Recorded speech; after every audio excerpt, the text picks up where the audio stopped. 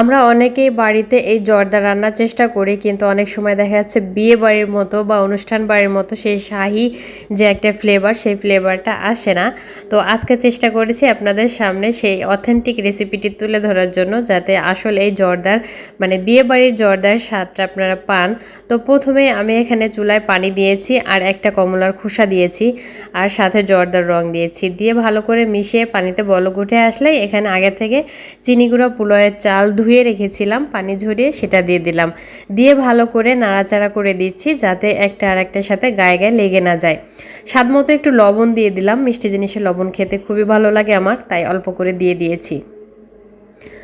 চালটা খুব বেশি সেদ্ধ করা যাবে না, মানে 90% সেদ্ধ হবে, ঠিক এই অবস্থায় চালটা উঠিয়ে পানি ছড়িয়ে রেখেছি। অন্য একটি কড়াইতে ঘি গরম করে এলাচ আর দারচিনি দিয়ে ভালো করে ভেজে নিয়েছি। তারপর এখানে পরিমাণ মতো চিনি দিয়েছি মিষ্টির জন্য, অল্প করে একটু পানি দিয়ে পানিতে যখন বলক চলে আসছে তখন সেই চালটা দিয়ে দিলাম, মানে যে চালটা আমি রান্না করে রেখেছিলাম সে ভাতটা দিয়ে দিলাম আর কি, দিয়ে ভালো করে নাড়িয়ে চাড়িয়ে এটাকে ঢাকা দিয়ে রেখে দেব আরও 10 মিনিটের জন্য, যাতে পানিটা পুরোপুরি শুকিয়ে যায় আর ভাতটা একটু নরম হয়ে আসে।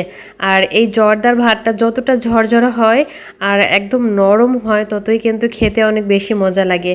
আর চিনিটা কিন্তু একটু পারফেক্টভাবেই দিতে হবে।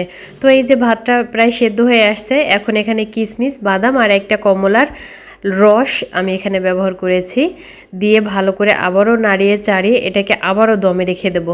আরও 10 মিনিটের জন্য দমে রেখে দিয়েছিলাম। এখন দেখুন আমার এই জর্দাটা কতটা সুন্দর ঝরঝরা হয়েছে, একটা আর একটা গায়ের সাথে লেগে যায়নি আর এতটা সুন্দর হয়েছে। আর এই অবস্থায় গরম মশলাগুলো কিন্তু তুলে ফেলতে হবে, মিষ্টি জিনিসে গরম মশলা গালে পড়লে ভালো লাগে না খেতে। তো আমি একটা ছোট সার্ভিং ডিশে নিয়ে নিয়েছি, উপর থেকে ইচ্ছা মতো কিশমিশ আর পরিমাণ মতো বাদাম দিয়েছি নিজের পছন্দ অনুযায়ী।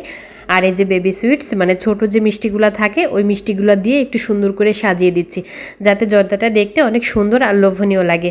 তো আজকের রেসিপিটি কার কেমন লেগেছে অবশ্যই কিন্তু কমেন্ট করে জানাবেন, আর কে পছন্দ করেন অবশ্যই তাও কমেন্ট করে জানাবেন। সবাই ভালো থাকবেন আর আমাদের জন্য দোয়া রাখবেন। এরকম সুন্দর সুন্দর রেসিপি পেতে হলে অবশ্যই আমার পেজটি ফলো দিয়ে রাখবেন, আর ইউটিউব থেকে দেখলে অবশ্যই সাবস্ক্রাইব করে দিবেন। সবাই ভালো থাকবেন, আমাদের জন্য দোয়া রাখবেন। আল্লাহ হাফেজ।